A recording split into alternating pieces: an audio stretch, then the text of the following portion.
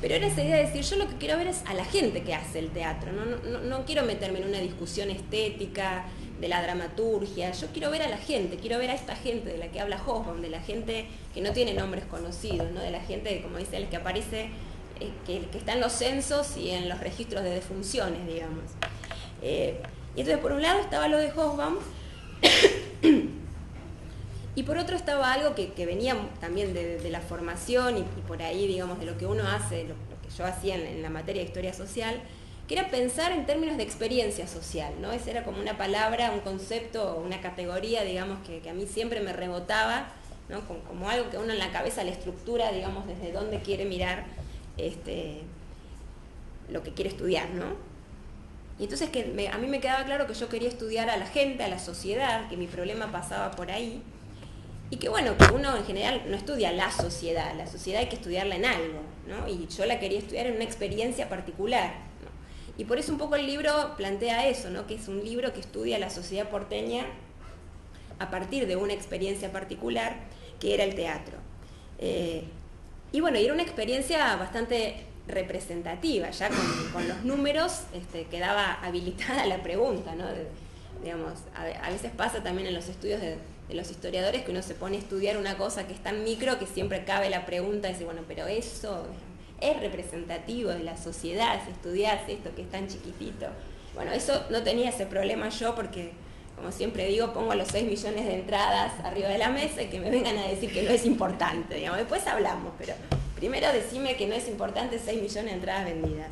O por lo menos que ahí no hay una pregunta, ¿no? Esa es la cuestión más que nada. Entonces, en algún sentido, al pensarlo también en términos de experiencia social, mi idea, digamos, o el modo en el que yo quería organizar esto tenía que ver con situarlo socialmente, ¿no? Es una obviedad lo que digo, pero poder pensar esa experiencia en un tiempo y en un lugar concretos, ¿no? Entendiendo que el teatro no ocurre en el aire, digamos, no es un fenómeno que uno pueda estudiar más allá de estudiar concretamente quiénes y dónde está, con quiénes y dónde está ocurriendo.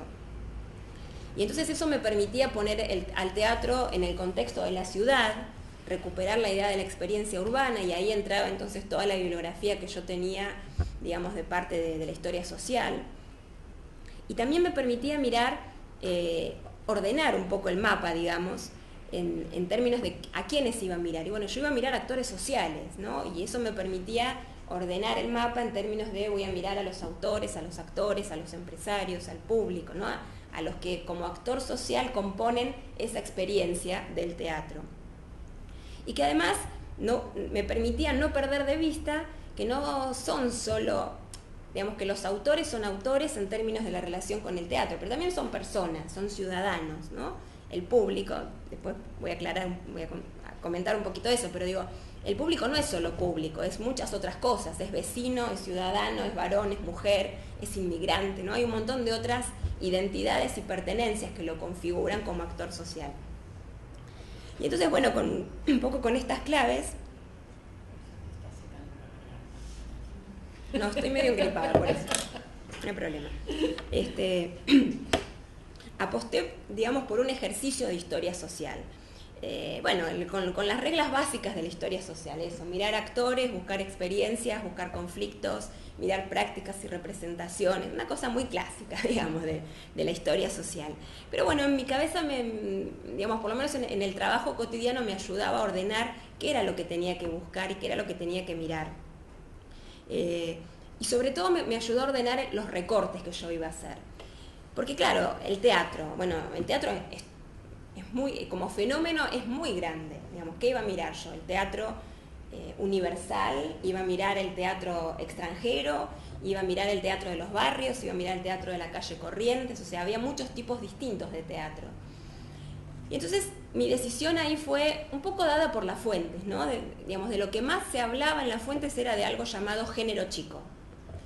Y por género chico tenía la discusión, un poco con la discusión no, digamos, tenía alguna clave de parte de la historia del teatro de lo que era el género chico, pero también lo que yo veía es que en las fuentes el calificativo género chico era mucho más amplio que la definición, ¿no? Se utilizaba género chico para hablar de muchas así diversas formas, géneros, digamos, del teatro. Básicamente, en síntesis, era el teatro más breve, el teatro que tenía determinada tipología en sus personajes y demás, pero era un modo de recortar, ¿no? Por lo menos decir, el principal centro va a estar puesto en esto, ¿no? Las otras formas teatrales las voy a mirar como complemento, o sea, voy a mirar un poco la revista, voy a mirar, por lo menos lo voy a tener en cuenta, digamos, ¿no?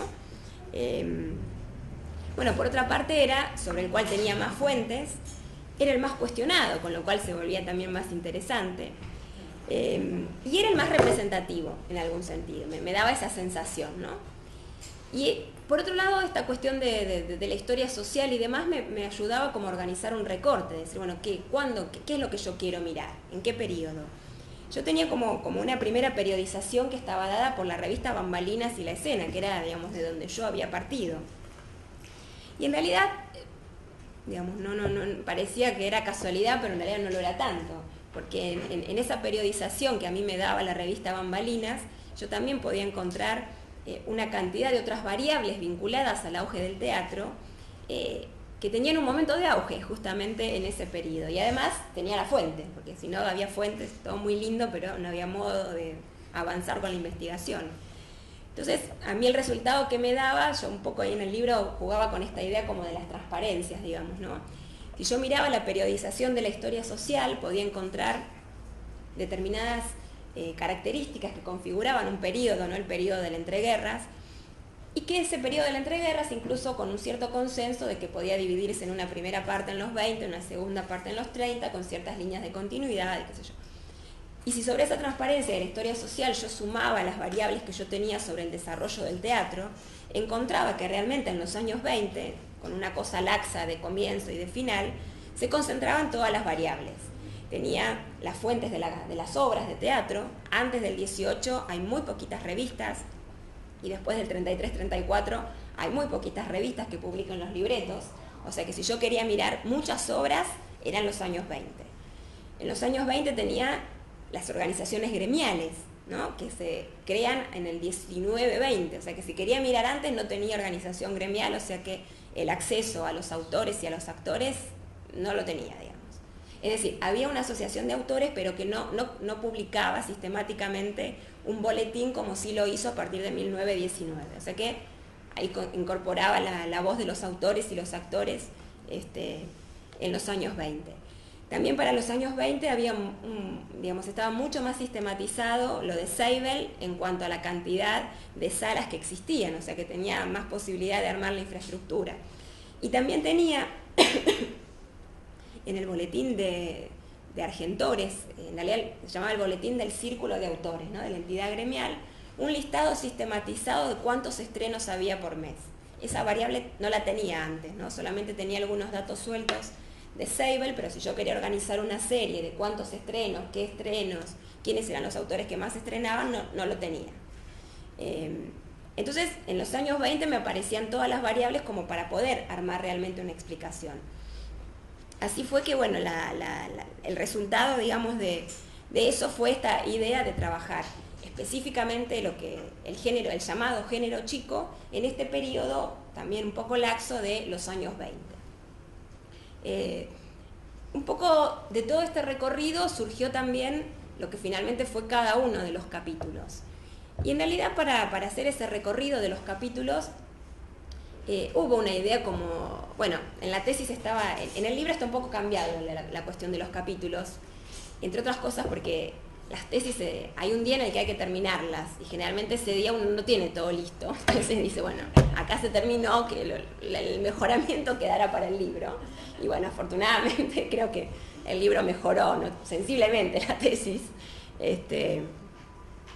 Pero bueno, de todos modos yo en mi cabeza, mientras iba escribiendo, digamos, mientras iba haciendo la investigación, tenía una idea de cómo quería que quede por lo menos, no sé, me imaginaba eso, ¿no? Alguien que leía y cómo se iba metiendo adentro de este mundo del teatro. Y en parte también como para hacer, seguir un poco la idea también de la historia social, ¿no? De poder pensar la cuestión del teatro como experiencia social, eso básicamente. En ese sentido, entonces, el capítulo 1 de presentación era la presentación de la ciudad, ¿no? Con la idea de armar un escenario, valga la metáfora, para que uno entienda el lugar físico incluso que ocupaba el fenómeno del teatro en esa ciudad. Ahí tenía, digamos, es un capítulo más bibliográfico ese, ¿no? Más de recuperación de un montón de bibliografía que es muy abundante sobre los años 20, para armar toda la ciudad, y específicamente esto que, bueno, la idea del país, digamos, jugar con la idea del paisaje urbano asociado al ocio y al entretenimiento. Y ahí fue muy interesante cuando me puse a hacer la lista de los teatros y empecé a copiar las direcciones, digo, todas están en Corrientes, digo, esto hay que mirarlo, ¿no? Y así esquemáticamente, a mano alzada, si se quiere, empecé a armar un plano, y fue como muy evidente, ¿no? El hecho de decir, todos los teatros están acá, y miro las direcciones de los cafés y están todas pegadas, incorporo algunas del cine y siguen estando todas ahí. Y era como muy llamativo, ¿no? La cosa de poder mirarlo en el plano. Y por otra parte, el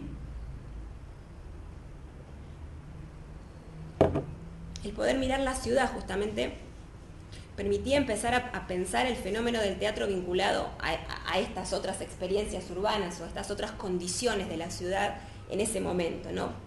No sé, cosas que son que parecen pavadas, pero que a mí me parece que son una explicación importante, ¿no? Es decir, ¿cómo era posible este teatro, ¿no? Que funcionaba todos los días desde las 6 de la tarde hasta las 12 de la noche?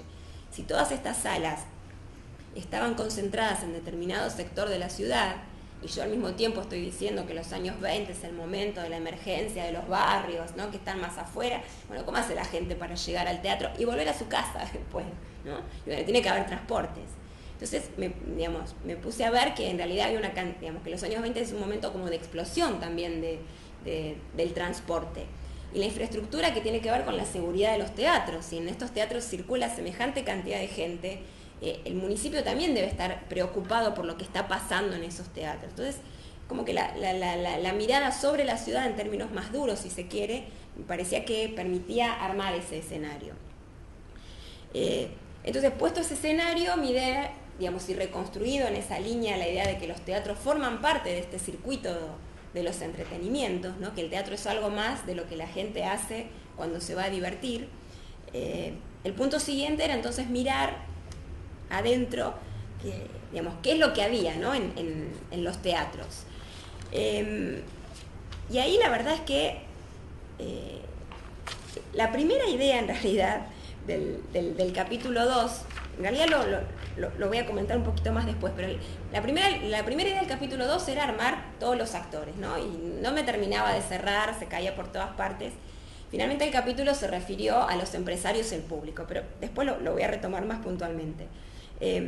Pero, digamos, la hipótesis fuerte o la idea fuerte del capítulo 2 era poder mirar a todo ese fenómeno del teatro desde la lógica comercial, ¿no? Dado que en el capítulo 1 yo había intentado mostrar que el teatro formaba parte de un circuito de entretenimientos, eso lo ponía en competencia con otros espectáculos posibles.